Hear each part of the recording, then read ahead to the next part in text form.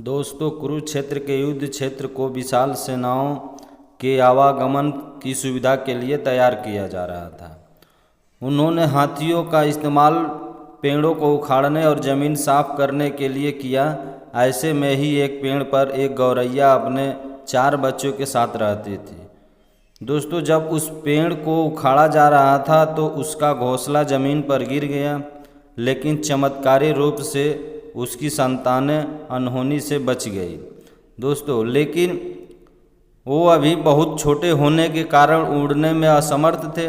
दोस्तों, आप सभी देख रहे हैं स्टोरी वॉइस और मैं हूं चंदन। दोस्तों, कहा जाता है ना कि संसार से वैराग्य को सिरे से नकारा, कर्म का कोई विकल्प नहीं, ये सिद्ध किया भगवान कृष्ण कहते हैं, मैं हर हाल में आता हूँ जब पाप और अत्याचार का अंधकार होता है, तब भी जब प्रेम और भक्ति का उजाला होता है, तब भी दोनों ही परिस्थिति में मेरा आना निश्चित है। दोस्तों, कमज़ोर और भयभीत गौरैया मदद के लिए इधर उधर देखती रही।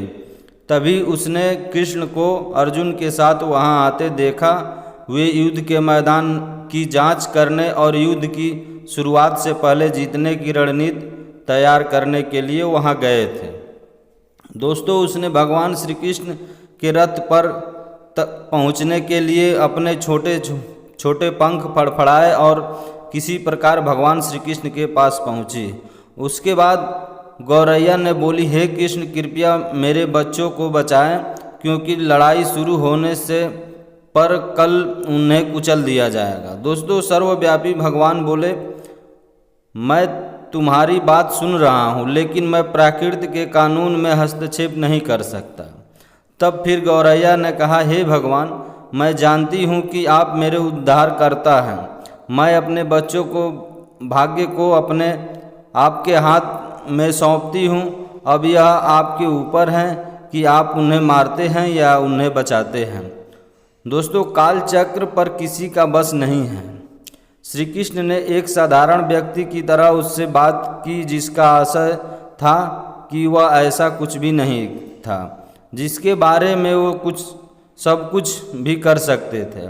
दोस्तों, गौरैया ने विश्वास और श्रद्धा के साथ कहा, प्रभु, आप कैसे और क्या करते हैं वो मैं नहीं जान सकती। आप स्वयं काल के निर्माता हैं, या मुझे पता है। मैं सारी परिस्थिति एवं स्वयं को परिवार सहित आपको समर्पण करती हूँ। तब भगवान श्री कृष्ण बोले कि आप अपने घोंसले में 3 सप्ताह के लिए भोजन का संग्रह करो। दोस्तों, गौरैया और श्री कृष्ण के संवाद से अनभिज्ञ अर्जुन गौरैया को दूर भगाने की कोशिश करते हैं।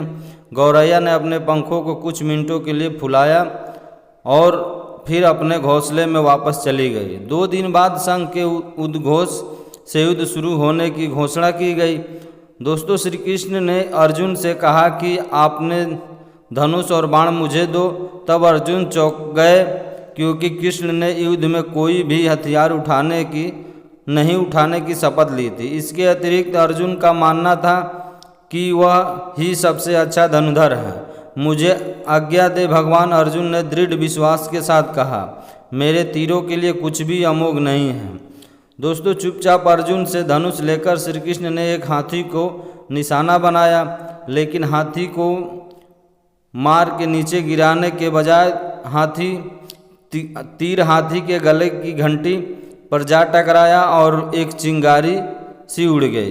दोस्तों, अर्जुन यह देखकर अपनी हंसी नहीं रोक पाई और कहा कि कृष्ण, आप तो एक आसान सा निशाना चूक गए, क्या मैं प्रयास करूं? उसने स्वयं को प्रस्तुत किया।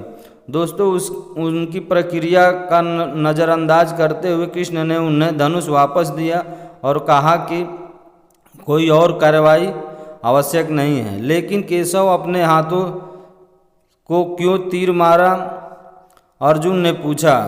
क्योंकि इस हाथी ने उस गौरैया के आश्रय और उसके घोंसले को जो एक पेड़ पर था उसे गिरा दिया था। दोस्तों, कौन सी गौरैया? अर्जुन ने पूछा। इसके अतिरिक्त हाथी तो अभी स्वस्थ और जीवित हैं, केवल घंटी ही टूट कर गिरी है।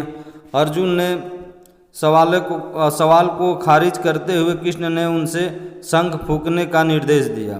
दोस्तों, युद्ध शुरू हुआ। अगले 18 दिनों में कई जानें चली गई। अंत में पड़ाव की जीत हुई, पांडवों की जीत हुई। एक बार फिर श्री कृष्ण अर्जुन को अपने साथ सुदूर क्षेत्र में भ्रमण करने के लिए ले गए। कई सौ अभी भी वहाँ हैं जो उनके अंतिम संस्कारों का इंतजार कर रहे हैं। जंग के मैदान में गंभीर अंगों और सिर बेजान सीढ़ियों और हाथियों से अटा पड़ा था। उसके बाद भगवान श्री कृष्ण ने एक निश्चित स्थान पर रुके और एक घंटी जो कि हाथी पर बांधी जाती थी उसे देखा कर विचार करने लगे। तब अर्जुन ने उन्होंने कहा कि क्या आप मेरे लिए यह घंटी उठाएंगे और इसे एक तरफ रख देंगे।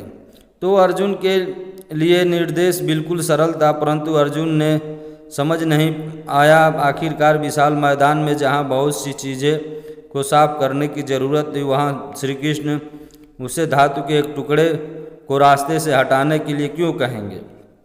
उसने प्रश्नवाचक दृष्टि से उनकी ओर देखा। फिर अर्जुन ने पूछा कि क्या यही घंटी? तो फिर श्री कृष्ण ने बोला, हाँ यही घंटी।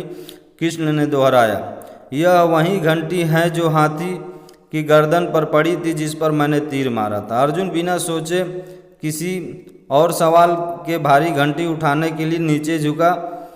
जैसे ही उन्होंने इसे उठाया उसकी हमेशा के लिए जैसे दुनिया बदल गई।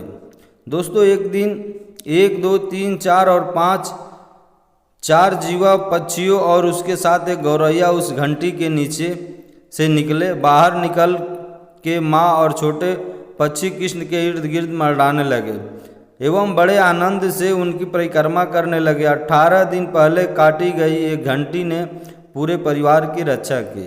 मुझे क्षमा करे हे कृष्ण, अर्जुन ने कहा। आपको मानव शरीर में देखकर यह और सामान्य मनुष्यों की तरह व्यवहार करते हुए मैं भूल गया था कि आप वास्तव में कौन हैं।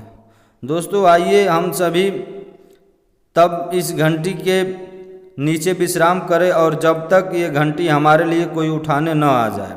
दोस्तों, अगर आप सभी को हमारी वीडियो अच्छी लगी है तो हमारे चैनल को ज़रूर सब्सक्राइब कीजिए और अगर आप फेसबुक पे देख रहे हैं तो हमें फॉलो ज़रूर कर लीजिए और अपने दोस्तों रिश्तेदारों में भी शेयर करना ना भूलिएगा। जय हिंद।